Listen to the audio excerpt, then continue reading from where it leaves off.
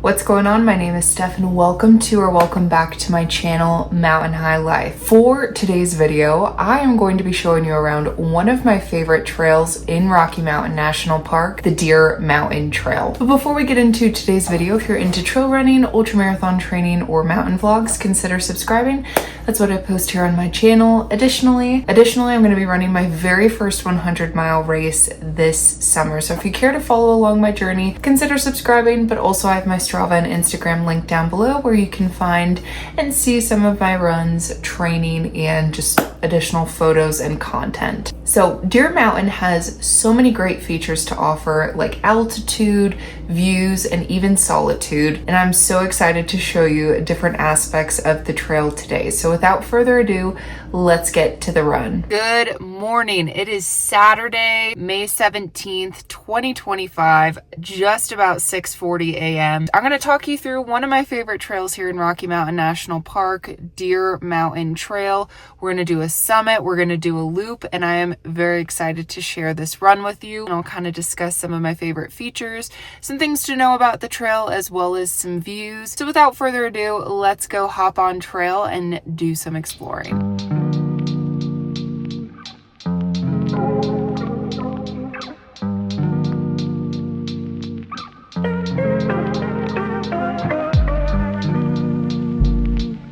And what's really nice about this trail, similar to a lot of the Front Range finds and just trails that I kind of like to share, we have some options. So option number one is to do the Deer Mountain Summit, which is an out and back, 6 miles. Or you can do the Deer Mountain Loop, which includes the summit, but kind of circumvents the actual mountain, and you kind of find a lot of solitude, which is pretty nice.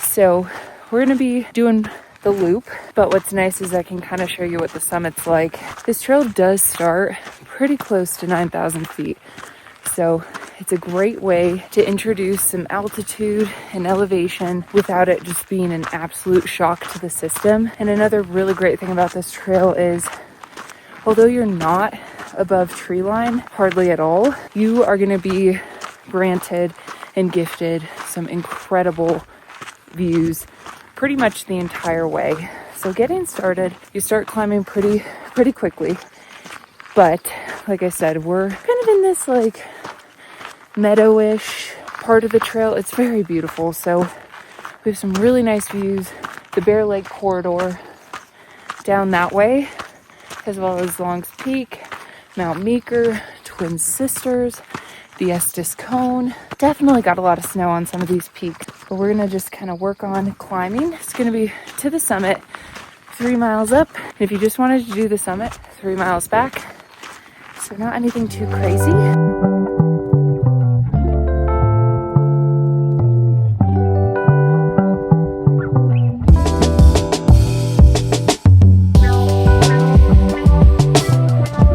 After that patch of meadow, you kind of tuck into the woods, and the trail gets a little technical here. Not anything crazy, but definitely some rocks in the trail to be wary of, and definitely some good climbing. The other nice thing is you can kind of peek some views of Mount Chapin, Chiquita, and Ypsilanti off to your left, and it's just so beautiful. So like I said, just incredible views along this trail the entire way.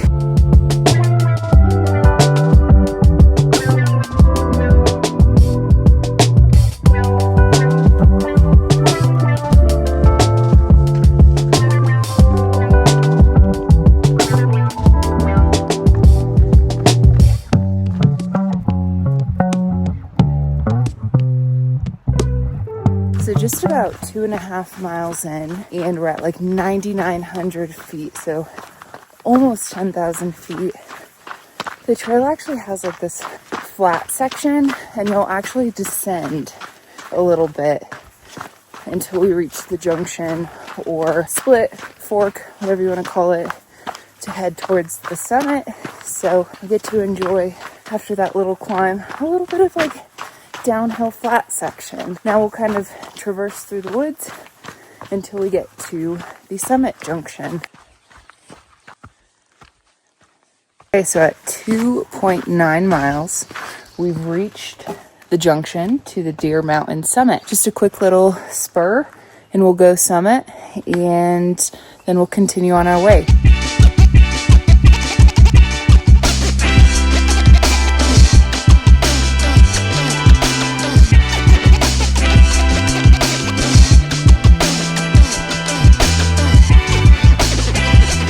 ...360-degree views all around. It's just incredible.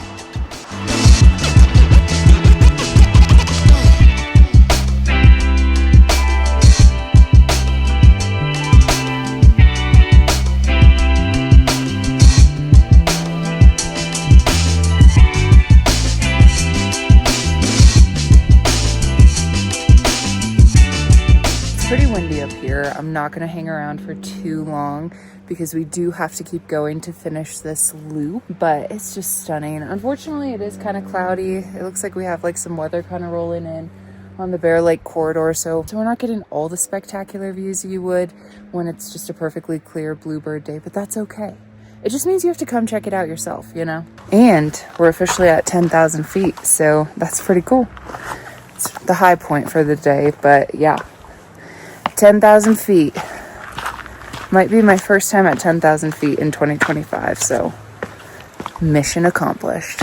Okay, so we've made it back to the junction from the summit spur here on the Deer Mountain Trail. So you have the option at this point to either turn around and make it like a 6-mile out and back, or you can continue on and make it a loop, and that is what I am going to do today. The loop you can run either clockwise or counterclockwise. The one benefit to doing it counterclockwise is you kind of get to enjoy the summit early, and what's nice is instead of finishing with a whole crowd, you can kind of finish on a more quiet section of trail, so you won't be running down through a whole bunch of people feeling kind of like you're a spectacle. I did just throw on a little jacket. It's a little bit chilly. Kind of was like snowing a little bit at the top, but we're just gonna keep it rolling and enjoy the day.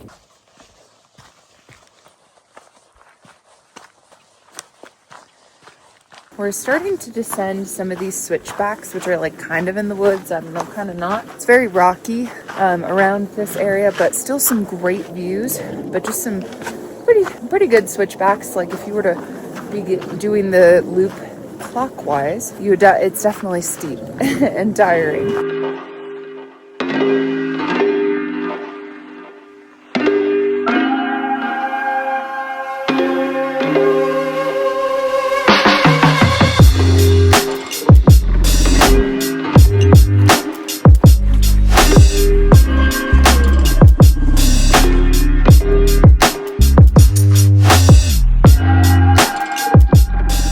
Trail kind of opens up for a little bit, which is really nice. So we get some really awesome views, and it's actually pretty runnable, fairly flat. Again, if you're going counterclockwise, there's a little descent, and if you're going clockwise, it's a little bit of a gain or ascent, but just really pretty. And the sun's coming out for me, which is welcomed right about now.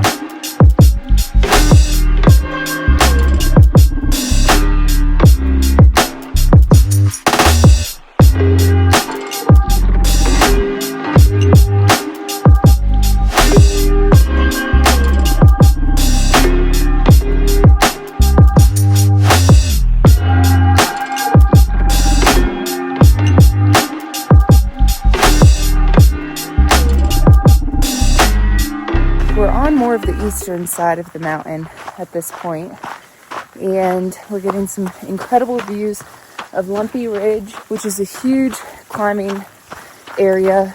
This section has been pretty runnable, and I think we'll kind of dip into the woods here a little bit, but you'll still be able to get some good views. But 6 miles in, and it's just delicious. So we've made it to this good old junction right here. So we're gonna head towards Estes Park, the North Deer Mountain Trail, which is going to complete the loop. I reached this going counterclockwise 6.35 miles in, and just for reference, I'm only at 1,360 feet of elevation gain, so not anything too crazy. A couple very important things to remember when you are at altitude is to remember to drink a lot of water, bring more food than you think you need, because being at altitude, your body is just inherently working harder than it would at sea level or even 5,000 feet. So be mindful of your hydration as well as what you are eating in calories. Additionally, you're up higher. That means you're closer to the sun. So the sun is inherently stronger. So don't forget to wear sunscreen, but also you can use something like the Sun Chaser hoodie from Janji. This is my go-to alpine shirt because it has UPF 50. It helps keep you protected from the sun. It's going to keep you nice and cool on those hot days. It also has cool touch fabric, which, like I said, going to keep you nice and cool. And also, if you don't feel like putting sunscreen on the back of your neck, or you're conscious about around your face, you can always throw the scuba hood up for some extra protection. So if you're interested in checking out the Sun Chaser hoodie, click the link in the description, use my code MountainHighLife for 10% off your order. Thank you so much to Janji for partnering with me, making incredible running apparel and believing in my channel.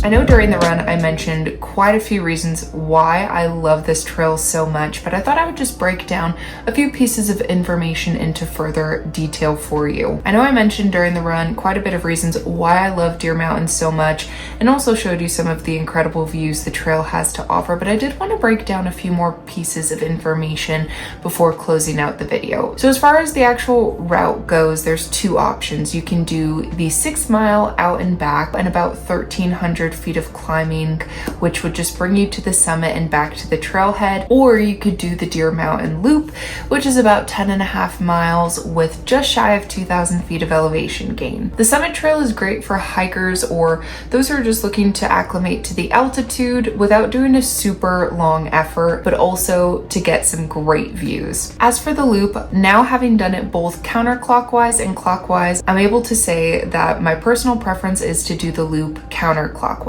The reason for that is you can knock out the summit before a lot of the crowds kind of show up for the day, and the remainder of the trail is mostly downhill, which just makes a nice, fun, roughly 7 miles of just kind of descending and flat trail versus starting the trail on the clockwise loop. Although it is a much more gradual climb out the gate, oftentimes you're going to end up kind of catching a lot of the crowds on your way to the last 3 miles of your finish, which can kind of feel like you're a spectacle, but additionally you end up doing the bulk of the climbing within those last 3 to 4 miles. At that point you might be a little tired. I just really ended up preferring to do it counterclockwise. Like I said, you knock the summit out, which yes, out the gate you're kind of climbing a little bit more steep, but you get those views and then you kind of get onto trail where you're going to find a lot of solitude and a lot of peace and quiet. Noting that if you're running in Rocky Mountain National Park, you just kind of have to accept the fact that there's going to be a lot of tourists around, and I just really want to encourage you that if you live in Colorado and you're running in Rocky, a lot of the people that are there visiting and are tourists have planned this trip and have been looking forward to this for a while. So I just really want to encourage you to be patient. So just practice your patience and just be kind, and remember to just please be polite and be a representation of a good trail runner, which is just welcoming, encouraging, and kind. The Deer Mountain Trailhead is located just a few minutes past the main entrance on the eastern side of the park. As far as parking goes, I do recommend getting there early. Parking is relatively limited. When you drive up to the actual trailhead, it's not really a parking lot as much as it's just parallel spots along the side of the road. So keep your eye out for that. Try to get there early. It does tend to fill up and start to get busy around 8 a.m. during the most busy season, which is May through August. So just be mindful of that. So this trail does start at just shy of 9,000 feet and takes you as high as 10,000 feet when you are on the summit. It's incredible because you do get to hike and run at altitude without dealing with those high elevation conditions. You might want to just be mindful that you're probably going to be hiking and running slower than you normally would, given that you are at a higher altitude. So even if you are coming from the Front Range and live here in Colorado, chances are you're probably going to be moving at a little bit of a slower pace and are probably going to feel that altitude right out the gate. So just be mindful, be patient with yourself, and understand you might be moving a little bit slower for this run. The other nice thing is that this trail isn't really in the alpine too much, which allows you to kind of navigate the trail a little bit earlier in the spring and a little bit later in the fall. Both times are really beautiful. Honestly, doing Deer Mountain in the fall is just as nice in the spring.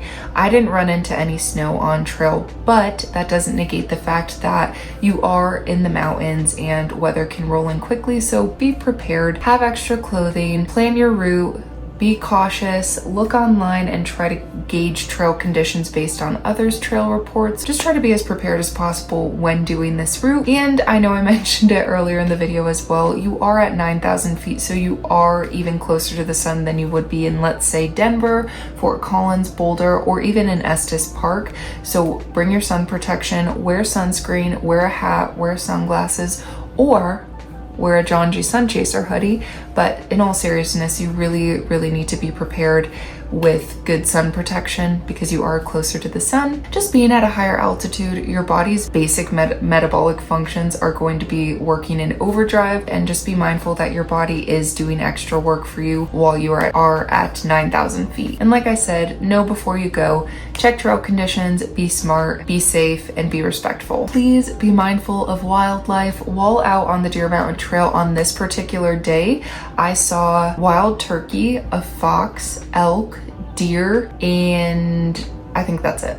But I have even seen in the past bear. Do not approach wildlife and do not feed wildlife. And last but not least, I couldn't share this trail in this video without taking a moment to express my gratitude and note the incredible work and dedication that teams have done to maintain this area and complete proper fire mitigation within the area. I've run, hiked, and found a lot of peace on trails like Deer Mountain for many years, and I know I'm not alone. These trails don't maintain themselves, and many rely on federal support for upkeep, access, and safety. When funding gets cut, it doesn't just mean fewer rangers. It can mean closed trails, safety risks, and long-term damage. Whatever your politics, protecting public lands is something we should all care about. These places matter. Let's not take them for granted. If you made it to this point in the video, thank you so much for watching. Thank you again to John G for partnering with me. Please don't forget to go check out the Sun Chaser hoodie. Again, link is down in the description. It's going to be great for all of your alpine adventures and